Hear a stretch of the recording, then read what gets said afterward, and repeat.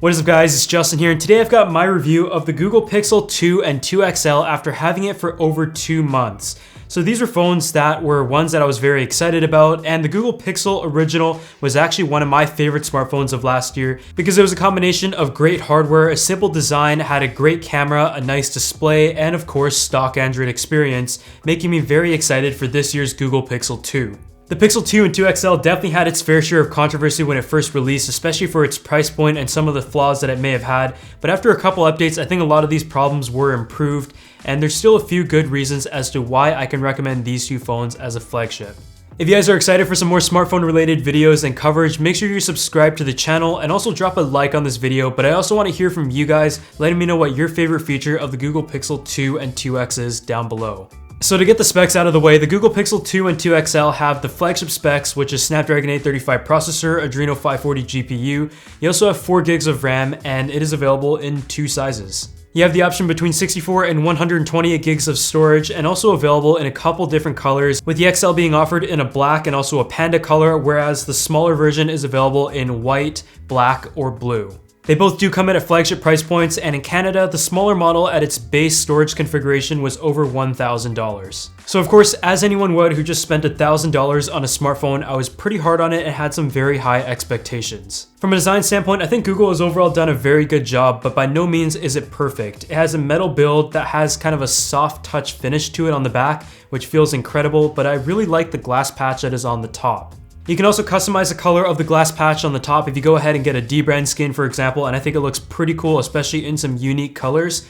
But I just think the way that the phone is built and feels in the hand is very uniform, very smooth. I also like that it's durable and that it hides fingerprints very nicely because of the finish. The buttons on the side are very solid, but a bit stiff for my liking, and I'm also not a big fan of both the sleep and power button and the volume rockers on the same side, especially because the volume up-down is a rocker as opposed to separated buttons, which makes it a bit harder to distinguish between each one. The phones itself though are very lightweight, and I think the XL, even though it's very big, feels great in the hand.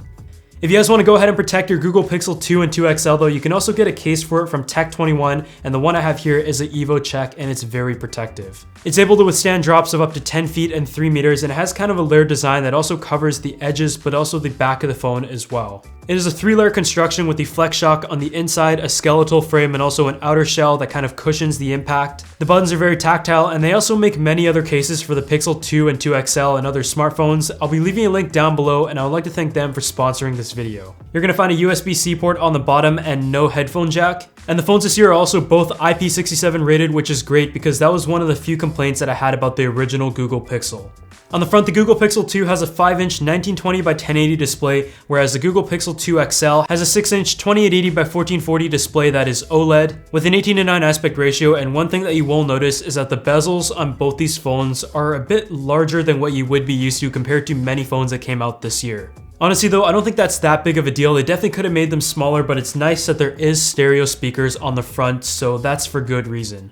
What kind of drew a lot of controversy about these two phones though were the displays, and the fact that the previous generation Google Pixel had a great screen in terms of color accuracy but also vibrance, but the Google Pixel 2 and 2 XL, with the XL especially, had kind of a bland screen that had some weird color shifts and stuff like that, and when I first received the phone, I definitely noticed that. Being someone who has tested so many phones this year, the OLED panel on the Pixel 2 XL just didn't look that good. It just seemed very bland, and although Google claims that it is kind of for true to life colors, I just felt like the color and the white balance just wasn't where I was expecting it to be.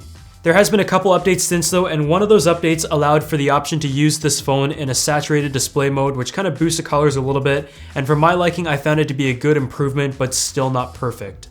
Honestly though, I don't think it's as big of a deal as everyone is kind of making it out to be, but the fact that this smartphone comes in at the price point that it is probably why people are complaining quite a bit. Honestly, it is still a good screen on its own, and unless you've reviewed 20 smartphones in a year and want to compare them all side by side, I think it's going to be just fine.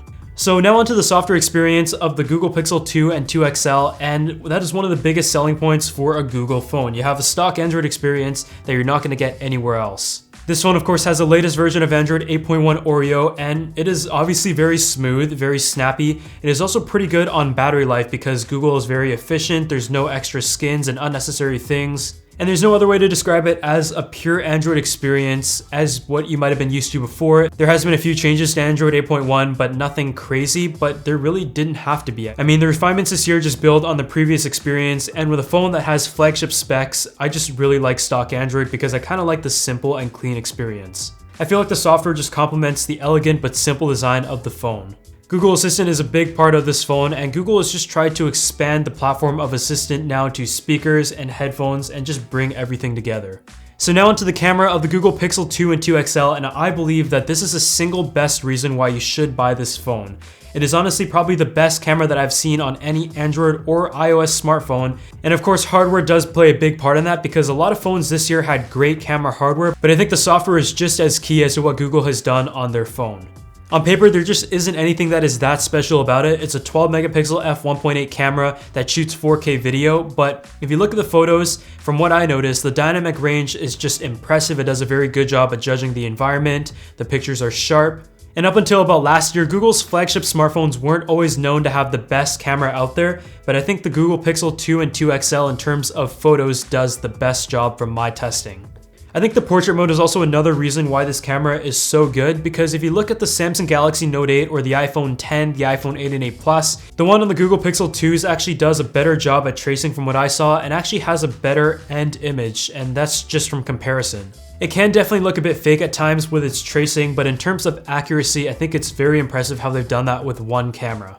I was also very happy with the 4K video recording. I think the quality looks good, it is sharp, it does a good job once again in exposure and dynamic range. The stabilization is good, but if you start to pan, you do notice that it looks a bit unnatural. I honestly don't use the front-facing camera of phones that much, but the one on the Google Pixel once again is one of the best that I've tested, both in terms of quality but also the portrait mode. It just does a very good job at judging the environment and make sure it's properly exposed, because what I've noticed on many other smartphone cameras is that on the front, they seem to always overexpose the highlights in the background. So as you guys can probably tell by now, I'm a big fan of the camera on the Pixel 2 and 2 XL, and if you're someone who just takes a lot of photos for work and stuff, or are just a smartphone photographer, then I think these will be one of the best that you can buy. So now onto the battery life, and on the Pixel 2 you're going to have a 2700 mAh battery and a 3520 mAh battery on the larger XL. For my testing, I was able to get a full day of battery life on both these phones with maybe 15% remaining at the end of the day, but one thing that I really would have liked to seen is wireless charging, which there isn't because of the metal back. I can sort of understand why it can't have wireless charging because you simply do need a glass back, which is what Apple had done this year, but I just feel like in 2017 it really would have been a nice feature to have. I might just be very spoiled by the iPhone standby time, but I will say that the standby time on both these phones could definitely be better because there might have been a few days or even a week at a time where I didn't use the Pixel 2 or 2 XL, and I came back to a phone that essentially had to be charged from zero once again. With the bezels and the chin being probably a bit larger than you would have liked when compared to many other phones that came out back in 2017, I think one of the reasons why it is actually okay is because for multimedia, you have your stereo speakers on the front, dual speakers, and a lot of times when you find yourself holding the phone to watch a video or something, you won't be blocking the screen or the speakers. I'm definitely one of many people out there who definitely thought that there could have been a smaller chin even with the dual speakers, but at least we have the dual speakers. They overall sound pretty good, so here's a quick sound test of that.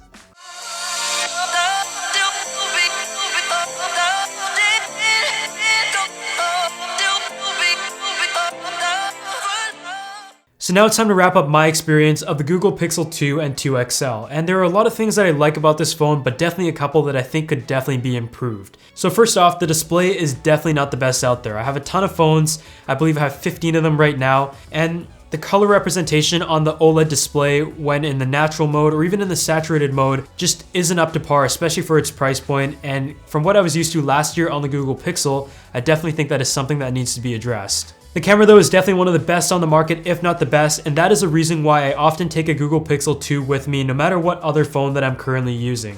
I also like how the phone has a good front-facing camera because a lot of other manufacturers seem to just put a decent camera but kind of forget about it for a couple years and just keep putting the same one in a few generations. The portrait mode is also really impressive, so if this is your only thing to take photos with, if you don't have another camera, then you will be happy with what you can get in that mode.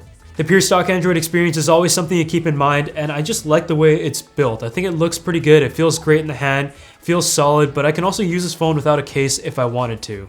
Otherwise, thanks so much for watching my review of the Google Pixel 2 and 2 XL, and I'm so sorry for taking so long to do this. I simply had so many phones to review, and I also felt like with the controversy, I wanted to give it as much time as possible because I personally wasn't sure what to think of the phone. As always, drop a like on this video if you enjoyed it, and also leave a comment down below letting me know your favorite feature of the Pixel 2 and 2 XL, and I'll see you guys in the next video.